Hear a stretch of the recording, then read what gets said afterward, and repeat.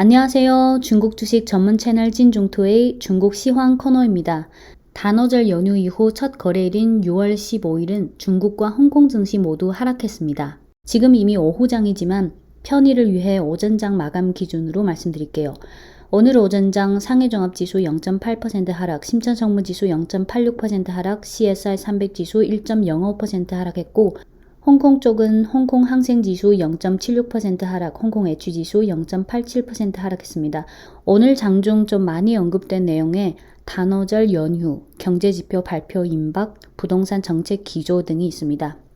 단오절 연휴와 관련해서 이번 단오절 연휴가 6월 12일부터 14일까지인데 중국 문화관광부에 의하면 3일 동안 중국 국내 여객수가 8,913.6만 명으로 전년 동기 대비 94.1% 증가했는데 이는 코로나 전, 즉 2019년 단오절 때의 98.7%에 달했습니다.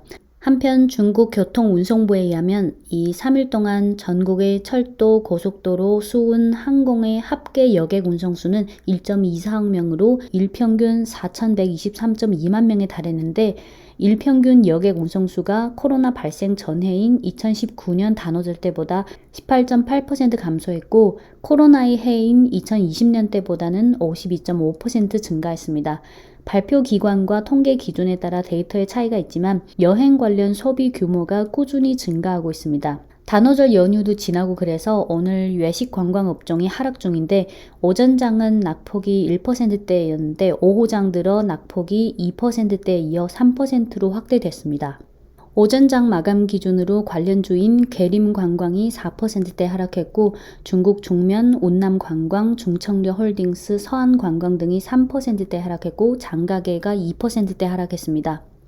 경제지표와 관련해서 6월 16일 내일은 5월 실물 경제지표인 소매 판매, 산업생산, 고정자산 투자 등이 발표될 예정인데 지난 5월 중순에 발표된 4월 실물경제지표는 찐중토 과거 영상에서도 공유드렸다시피 4월 산업생산은 컨센서스를 약간 하회했고 소매 판매 지표는 컨센을 좀 많이 하회했고 고정자산 투자는 컨센과 대체로 일치하게 나와서 경제지표 간의 분화가 나타났습니다. 그래서 내일 발표 예정인 5월 실물경제지표가 어떻게 나올지에 대한 궁금증이 커지는 분위기입니다. 이어서 부동산과 관련해서 중국 부동산 보호라는 언론에서 향후 부동산 정책 기조에 대해 이렇게 코멘트를 했습니다. 미래 부동산 가격 거시 통제에 대한 관리감독 부처의 자신감은 확고하다. 향후 관련 정책이 잇따라 발표될 가능성을 배제하지 않는다. 부동산이 자산 증대와 매매 차익을 실현하는 수단으로서의 시대는 곧 종결될 것이다. 여행을 바라는 심리로 부동산 투기를 하는 사람들은 환상을 포기할 때가 됐다. 현실에 직면할 때가 됐다. 이렇게 코멘트했는데요. 이 코멘트 내용이 좀 세긴 세네요. 오늘 장중 전체적인 분위기는 이렇고 중국 증시 오전장 마감 기준 업종별 등락을 보면 하락 업종은 귀금속이 4%대, 보험, 외식, 관광 3%대, 기초금속과 철강이 2%대, 은행, 석탄, 부동산, 기계, 석유화학, 제약, 바이오, 식품, 증권 등이 1%대 하락했습니다. 상승 업종은 별로 많지 않은데 자동차와 항공우주가 1%대, 반도체, 통신 장비가 0.8% 정도 상승했습니다. 오늘 제약업종 지수가 1%대 하락했는데 개별 종목 중 양명강덕, 영문명은 우시앱텍, 양명강덕이 6월 11일 지난주 금요일에 공시가 하나 나왔는데 주주 중 하나인 상하이 잉이라는 기업이 원래 지분율이 0.8381%였는데 지난 6월 8일에 0.6962%의 지분을 매도해서 지금 지분율은 0.1419%가 됐습니다. 주가가 많이 오르면 일부 주주들이 이익 실현하는 것도 정상이고 또 양명강덕은 지난 6월 8일에 배당을 마쳤으니 배당 직후에 이익 실현하는 것도 이해할 수 있죠. 양명강덕은 공시를 낸 원인에 대해 이번에 지분 축소한 상하이 잉이라는 기업이 지분 축소하기 전에 관련 계약을 위반했고 또 15거래일 전에 양명강덕에게 사전 통보를 하지 않았기 때문이라고 했고 이에 대해 상하이 잉이라는 기업은 지분 축소 전의 지분율이 0.8381%로 아직 1% 미만이라서 양명강덕에 통보하지 않았는데 이는 관련 규정을 위반하게 됐다. 양명강덕은 상해와 홍콩 동시 상장 종목인데 상해 종목의 주가 흐름을 보면 2019년, 2020년, 2021년. 2019년부터 지금까지 주가가 350% 올랐습니다. 양명 강덕, 우시앱텍과 콤비 종목인 양명바이오, 야오밍바이오, 영문명은 우시바이오로직스. 야오밍바이오는 2019년부터 지금까지 주가가 무려 625% 올랐습니다. 오늘 오전장 기준 반도체 업종이 0.8% 소폭 상승했는데 외국인 개인 투자자 매매 가능 종목 중 오늘 상승폭이 큰 종목으로는 북방화창이 오늘 오전장 기준 7.86% 급등했고 오후장 들어 상승폭이 8%대로 확대됐습니다. 찐중투 과거 영상에서도 말씀드린 적이 있는데 중국의 반도체주 중 꼭 하나만 꼽자면 저는 반도체 장비 1등주인 북방화창, 베이방화창이라고 말씀드렸습니다. 여기서 1등주라는 건 중국 국내 기술 기준으로 1등주이지 글로벌 기준은 아니에요. 반도체 장비 2위 기업은 외국인 개인 투자자 매매 불가 종목이라서 생략할게요.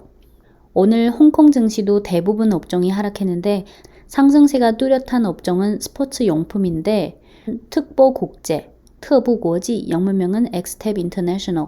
특보국제가 오전장에 17% 급등했고 리닝이 오전장 2.09% 상승했고 안타스포츠는 1.83% 상승했습니다. 오후장 들어 특보국제, 엑스텝 인터내셔널의 상승폭이 12%대로 조금 낮아졌고 리닝은 여전히 2%대, 안타스포츠는 1%대 상승 중입니다. 국산 브랜드에 대한 선호도가 높아지는 분위기 속에서 특보국제가 오늘 10% 이상 급등한 건 특보국제가 가오링集团, 영문명은 히어하우스 그룹이랑 전략적 파트너를 맺었다는 소식이 나왔기 때문인데 가오링集团, 히어하우스 그룹은 중국에서 엄청 유명한 투자사라서 모르는 사람은 없을 거예요.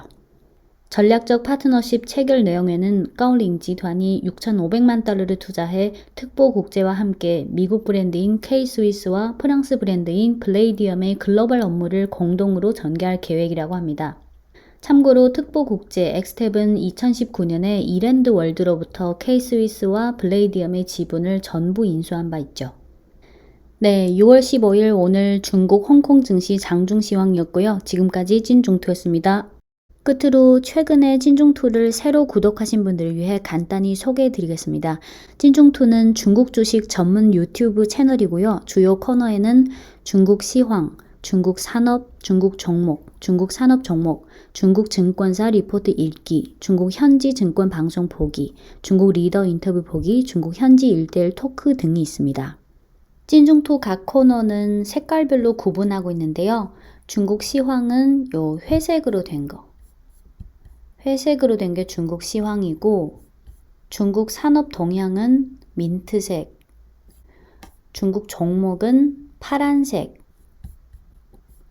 중국 산업 종목 심층 분석은 주황색, 중국 증권사 리포트 읽기는 초록색, 중국 현지 증권 방송 보기는 요 젓갈색, 중국 리더 인터뷰 보기는 요 보라색. 여기서 리더는 주로 중국의 유명한 상장사의 창업자이자 회장을 말해요. 그리고 중국 현지 1:1 토크는 요 빨간색. 만약 중국 주식에 대해 아무런 개념도 없다, 아예 모른다. 그러면 요 중국 주식 기초 세미나부터 보시는 게 좋을 것 같아요. 제가 찐중투 각 코너를 통해서 여러분들에게 공유드리는 내용 중 사실 중국 현지 중국인, 특히 산업, 기업, 주식에 관심 있는 중국 현지 투자자라면 언어적인 장벽이 없기 때문에 대체로 기본적으로 본인이 파악할 수 있는 내용이 상당히 많거든요. 하지만 외국인 개인 투자자 입장에서는 아무래도 언어적인 장벽이랑 정보의 비대칭 때문에 현지 돌아가는 상황에 대해 적시적이고 정확한 상황 파악이 안 되는 경우가 많죠. 현실적으로. 이런 언어적인 장벽이나 정보 비대칭을 해소하는 데 있어서 찐중투가 역할을 했으면 합니다.